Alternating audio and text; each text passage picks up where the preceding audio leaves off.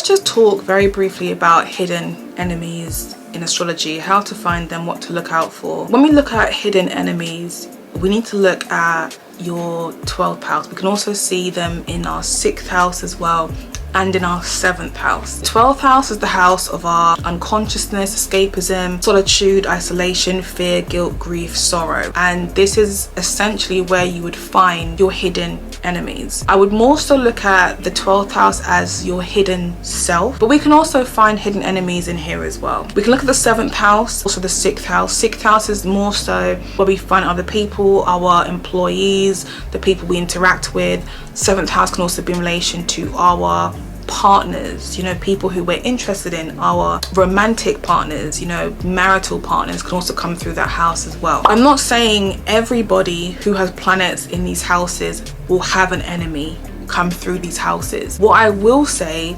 is you are likely to find people that come through these houses where you can have a problem with. 8th house as well, but I have made a video talking about why I don't like 8th house synastry, where you guys will find that if you search it on my YouTube channel. Before I get along further, I have a website called honeysastro.com where I have lots of courses or classes or guides. I have articles, I have services available there as well. I also have a lot of playlists on my YouTube, which you guys gotta check that shit out.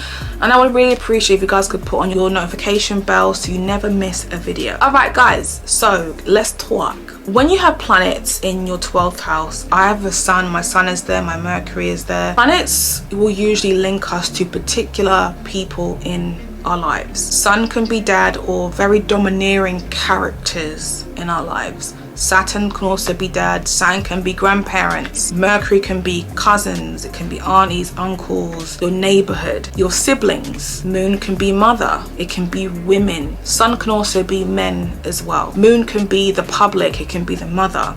Venus can be your romantic relationships. Mars can also link us to men. So when you have those planets positioned in your 12th house, you can experience issues with those particular people. And it may not be a thing where they are being directly horrible to you or they are displaying characteristics of, you know, making your life harder. They may come up in your life as though they are burning your energy. Energy vampires. They call you whenever they want something or they need something from you. Or it can be a thing where you just feel like there is this unexplained energy. There's a constant elephant in the room that's never quite being addressed. And when you are around these people, you don't feel safe with them. And it can kind of create a lot of issues with how you feel about yourself. 12th house people can also go through a period of lots of pitying themselves, and that self-pity can also come in the way it's your 12th house is positioned. So there can be planets in there. So let's say you've got Sun in the 12th house. You really admire confident people, but you might feel like, I'm not the most confident. Oh, I just can't do that. I just can't be that sort of person. But part of you aspires to be that person. Part of you is inspired by people who are like that, but people who are like that can also be too much for you. And I don't want to say like a threatening feeling, but that can make you feel more insecure when you're around people that are like that. And you feeling bad about yourself not being like that can be you being your own worst enemy. Same with relationships, with Venus being here. You might look at other people and think, damn, they're just so happy. I want to be happy. But you might sabotage your own relationships and not even realize that you're doing it. You might ignore all of the red flags, not realize that you're part of the problem. And what it is about recognizing that you are part of the problem. Not saying you are the problem, you're the reason, you're this. No. You can be part of the problem. But I always say it's about having compassion for yourself and then actively making those changes. Now let's say, for example, your 12th house is empty.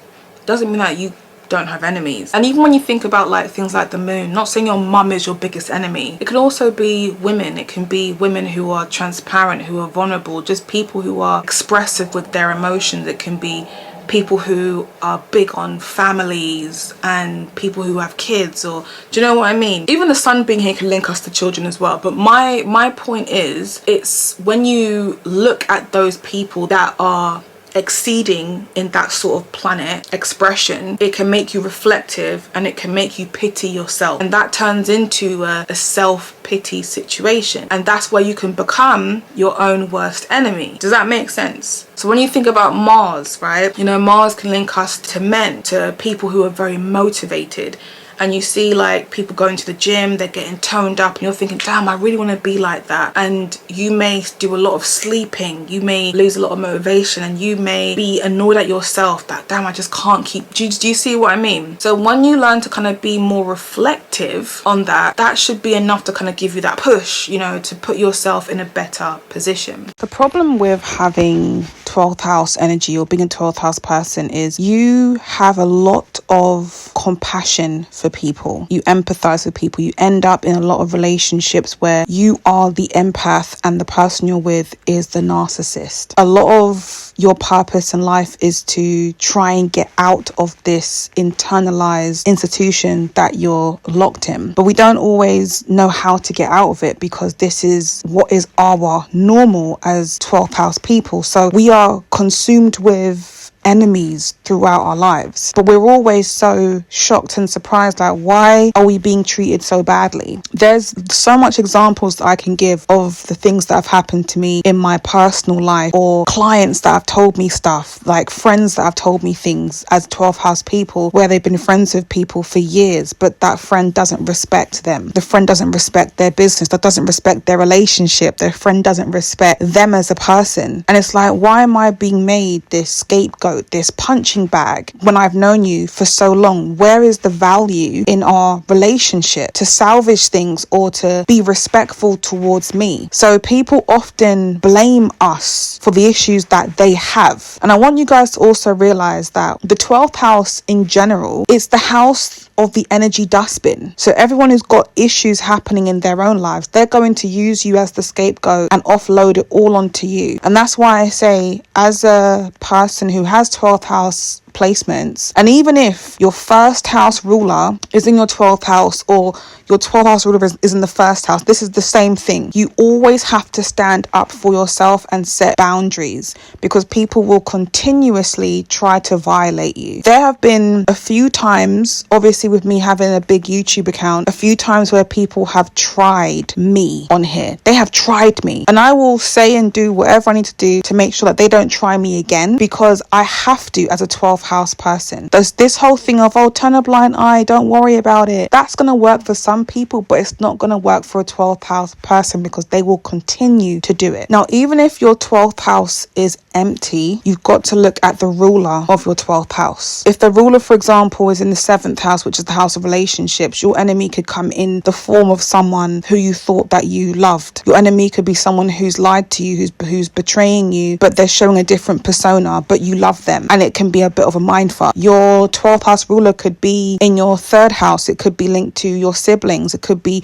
the 12th house ruler could be in your 4th house. Maybe it's your family that don't quite understand you. My 12th house ruler is in my 10th house. The 10th house could be the public eye, people watching but secretly hating.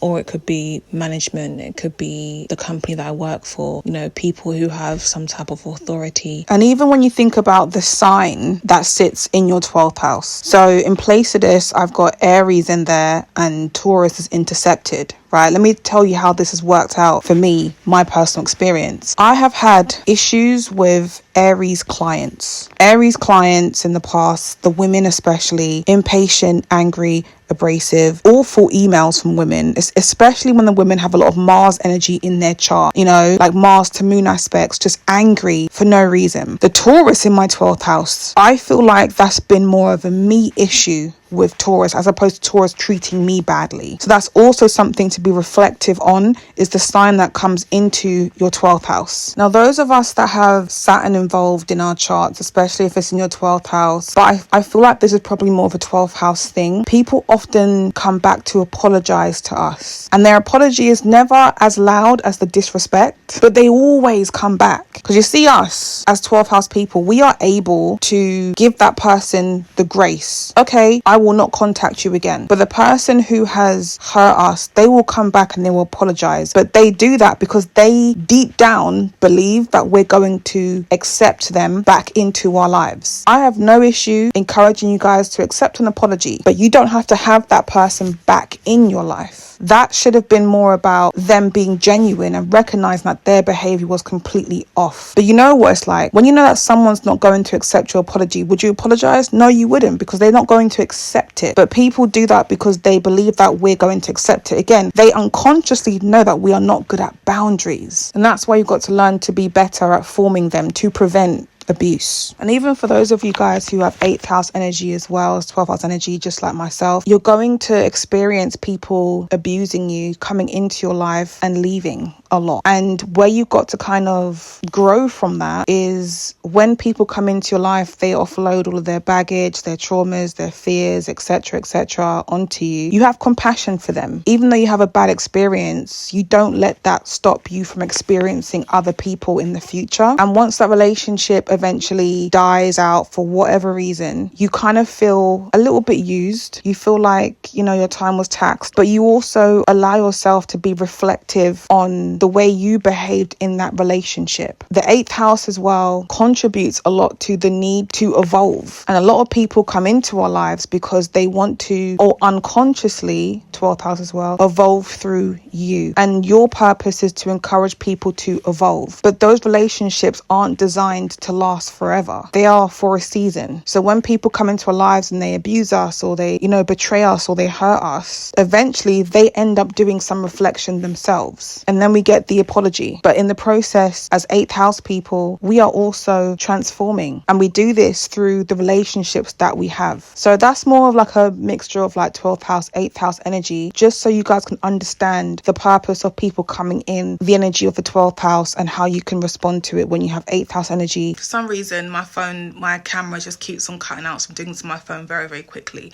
So yeah, you might have the 12th house ruler. Comes to managing enemies, you want to always act accordingly. You want to be on your P's and your Q's to ensure that you don't always go through, you're going to have challenges regardless, but when you're more prepared for it, you kind of know how to respond to it.